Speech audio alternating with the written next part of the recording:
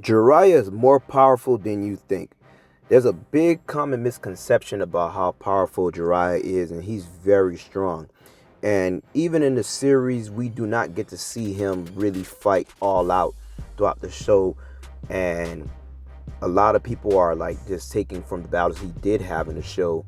And even with the fights that he did get, like, he wasn't injured or nerfed or anything like that. And he did very well, which was the only fight like that was the fight with Itachi, which there is a theory that Jiraiya could have known this truth about Itachi and him being a hidden leaf ninja, and both of them is pretty much just playing the disguise and everything. But he definitely showed that he can dodge the Amaterasu and also take out, both of them if he really wanted to.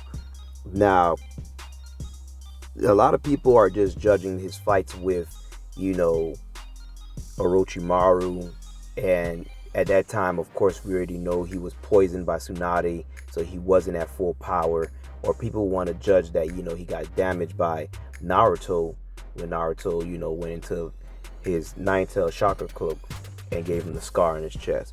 But as we do know, Jiraiya is not trying to take out, Naruto.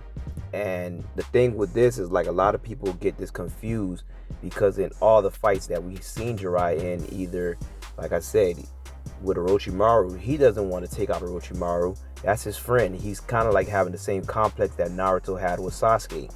And also him being poisoned in that fight, we didn't get to see him go all out. And even against the fight against Pain, he did very well.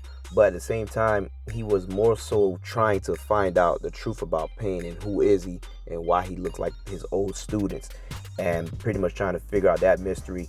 He had a chance to escape the fight and regroup, but I feel like if he were to actually fight Pain in an actual battle, then, and if he knew the truth about Pain as well, he would have been able to defeat Pain, I think.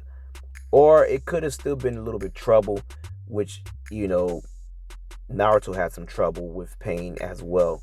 So that fight would have been a struggle, but did very well as well. And as we do know, a lot of things we got to take in consideration is that we don't really know all the techniques of a lot of the shinobis who knows different techniques, like people like, Jiraiya or Orochimaru.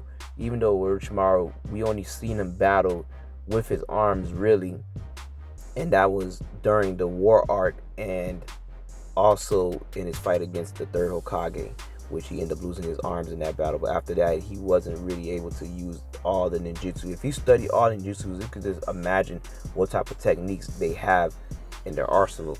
So there's a lot of confusions with that, and people tend to downplay how powerful, that Jiraiya is.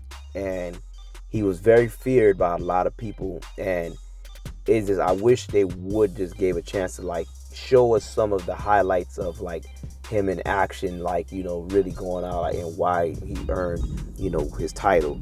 But that's it for this video. Tell us in the comments, what do you think? Do you think Jiraiya is more powerful than what we think, or do you think that the series pretty much showcased how powerful he would be?